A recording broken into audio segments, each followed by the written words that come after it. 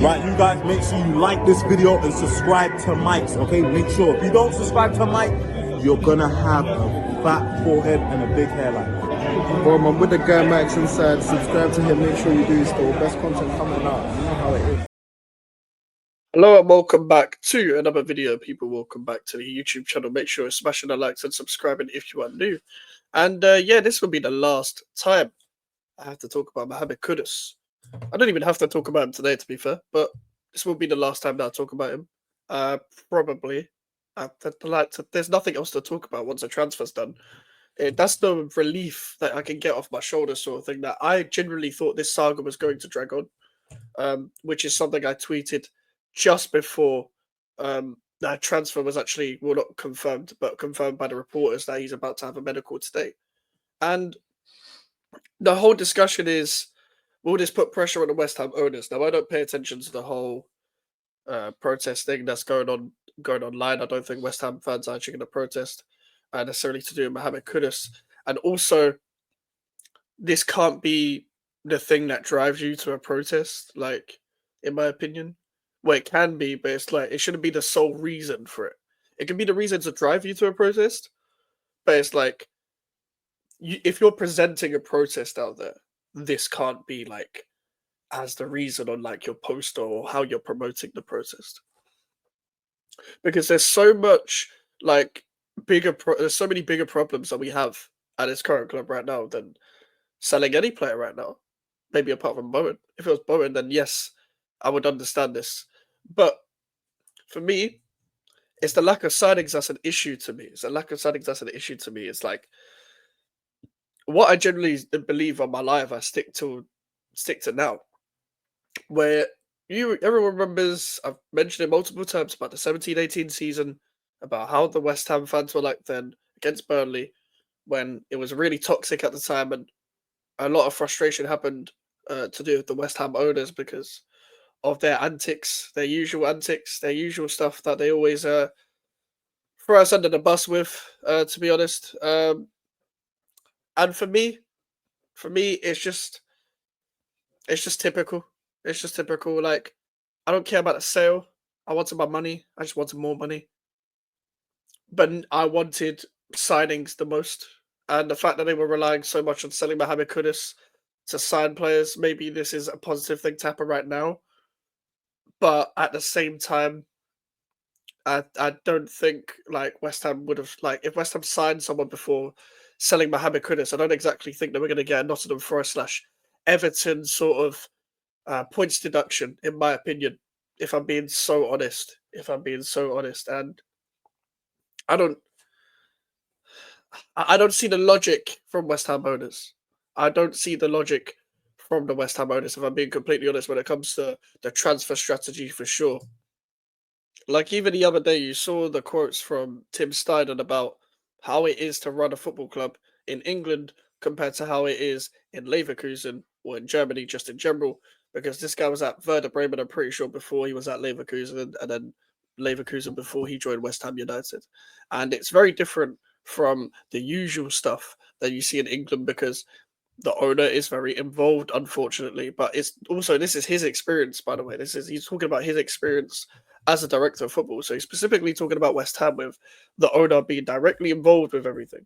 And cool, people can say, he's doing this to get off his own back. Well, you're seeing the difference now with Tim Steidten there and Tim Steidten not there. And it's not just a Tim Steidten thing, it's a director of football thing that's actually knows what he's doing type of job. The higher-ups in the transfer committee and the transfer recruitment sort of section, where they know how to get deals done. Cool, was he identifying all of the players? No, it was a shared vision between the manager, the owner, and him. He's not identifying everyone. But at the same time, if you're going to have someone like that, above the manager, you have to give them free reign, because we've seen what managers' talent IDs are like. Name me a manager that has got bare control nowadays and has got great talent ID. There isn't one. I don't trust managers' talent ID. Like, give the list of profile players you want, and this is what you're getting. Work with it. That's how a director of football relationship would work in the modern day era. Like, all the managers that so-called have all this control that identify talent themselves is from back in the day, or not even back in the day, 10 years ago. There's the difference. There is the difference. So I'm not saying, oh, this is for all you people that want to Steinen out, but at the same time, this is why I was so Steinen in. Because at least we had some form of structure. This is West Ham United. The people that wanted Steinen to go, this is what you're going to get at West Ham United. This is what you're going to get. I was even fine with Rob Newman. I was fine with Rob Newman as well. Because as much as he didn't have all the reign, he at least identified the talents to get them done. I didn't mind. I didn't mind having Rob Newman here either. I was very in support of the chief scout. I didn't mind either of them. But the problem is now we've got no one. We've got no one. We've got some Kyle guy who's a scout next to Potter, and that is pretty much it. And what are we doing right now? Who's negotiating a deal? Who is negotiating a deal to get Andy Duff? Is that his name, Duff? Andy Duff? The left back. The Suzuki guy who apparently is going to stay for an extra year. Who else are we even linked with? We're not linked with more than 2 players, and it's the 10th of July. I'm going to be 22 in 7 days. We're still not bought anyone. You see, by the time last year, I'm pretty sure we were in talks with Kilman or some shit. Like, we got Guilherme done, and we were going to get Kilman done. And then we got 5 transfers done in August or in late July. In 2 weeks. We got 5 deals done in 2 weeks.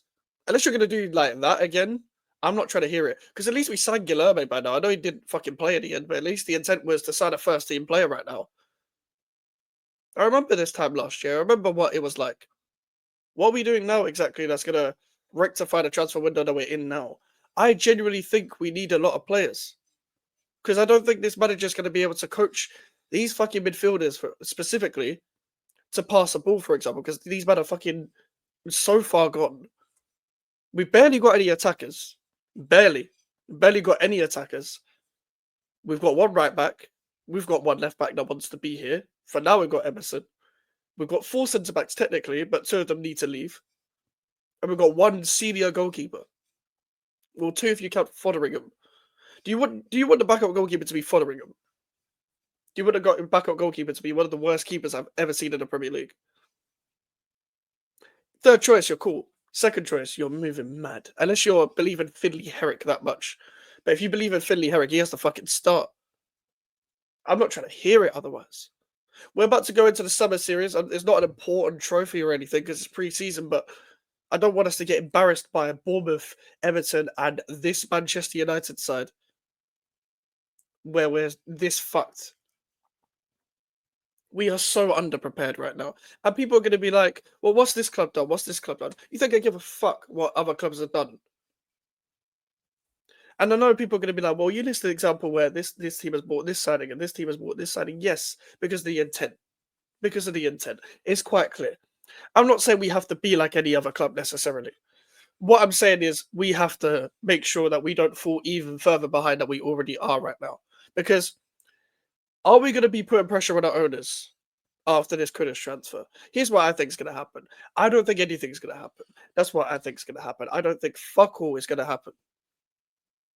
Nothing's going to happen. And the reason why I say nothing's going to happen is because people will forget. If people really cared, they'd be protesting now. Maybe not on Thursday, but on a Saturday when nobody's at work. They'd be protesting now. And not because of the fucking Kudus transfer. Because we haven't signed anyone.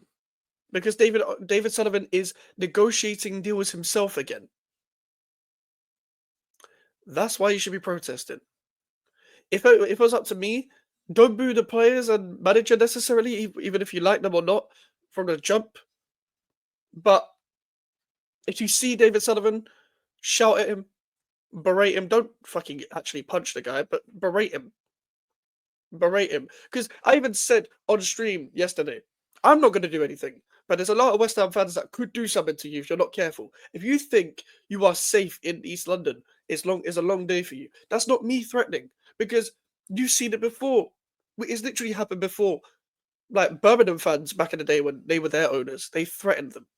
Like, I don't understand what these West Ham owners are thinking like. I don't want to hurt you. I don't want to. I want you gone. I want you gone. A lot of West Ham fans want you gone. You can't sit in your box. If you think you can sit in your box, or you got another thing coming, Beware of the coins, my friend. Beware of the coins. It's getting ridiculous now. Just because of like a Kudus transfer, now we want to like say something. Why did we say something at the start of June? If we were a serious club and we actually wanted to address the positions we needed to address, look what we'd be doing right now. We would have had at least 3 signings in. At least. Because if I go to, for example, the what's it called? The briefings. Ex-West Ham employee has put out, well, not him, but the accounts have put out 3 different things to do ex-West Ham employee to do with Kudus. West Ham were prepared to accept a lesser fee from Mohamed Kudus from any club that wasn't Spurs, but no other bids came in. When Kudus learned Liverpool and Arsenal weren't going to sign him, he only wanted Spurs. He also turned down Saudi interest. Liverpool were never interested, you weirdo. West Ham considered the fees of Anthony Elanga, João Pedro, and a reported fee for Brian Mbeumo, who all had better seasons, as the benchmark. They agreed that 55 million plus add-ons is not seen as terrible. This is trying to cover their own backs. And they believe Kudus' best position is the right wing. And that's where Jared Bowen plays. So basically, Bowen's not going to get any depth. Not going to get any competition.